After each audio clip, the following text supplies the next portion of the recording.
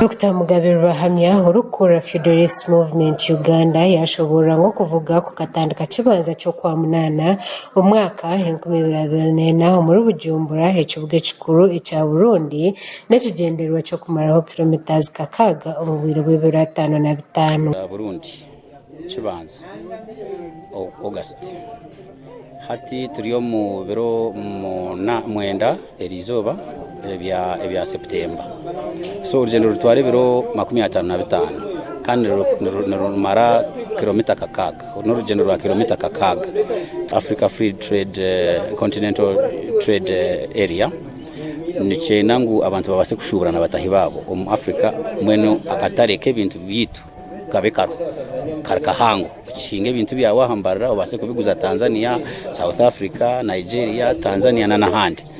So echo nico kikuru echi turukora kugira ngo abantu abana bo bugara abutwine bana baraba umyanye bakora bamo nabashomesa abantu kuboreke kikuru ekiriyo mu kwega itoko kikuru omukuru kwatanisa abantu tureberera obuhangwa bwensi nka environment na nebukwatire na food security na peace and security nebukwatire na ubumwe na nentunguka.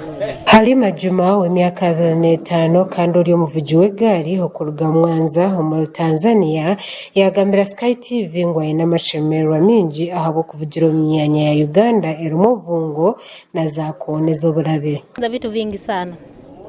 Nimekutana na kwanza changamoto zingine ni barabara, kuna barabara ina milima ambayo tunajua kule kwetu ni milima, so milima tumekutana hapa Uganda. Nikasema hii ni milima sasa kuliko ambao tulishaizoea. Na kuna kona nyingi mteremko mikali ila tumeweza kushuka, basi nimeshajifunza katika kushuka hiyo miteremko mikali na hiyo milima kuipanda. Na maana nimejisikia furaha sana.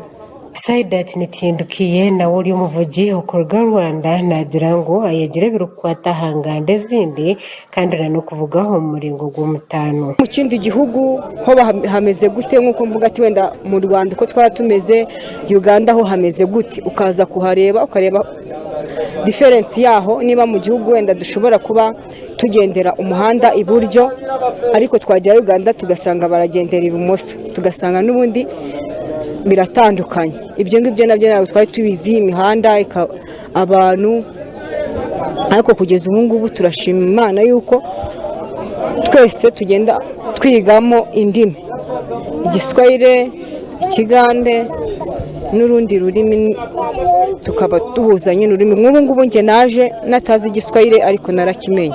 Abana bavugiye ntibagira ngo betabiremo kwenda kwegeta muri East African Cyclist Championship. Kweli mimi nafanya kazi tu ya baskeli ya kuendesha baskeli, kimbia mbio. Na mimi nafanya tu hiyo kuuza baskeli, nanunua nauza hivyo tu na kutengeneza baskeli. Izo bari nyancakare abavugi bo bugari abana baza kuzahansha ya Ishasha ubu barukurabira mu Queen Elizabeth National Park barukuzo mu Democratic Republic of Congo, Rwanda na Bujumbura aha ayo baraheruke. Omutebekana yagira ngo kuvuga ko rabeho mwako guru kwijana ko kutandikira hali Independence Monument umur Kampala kibanza cyo kwa munana.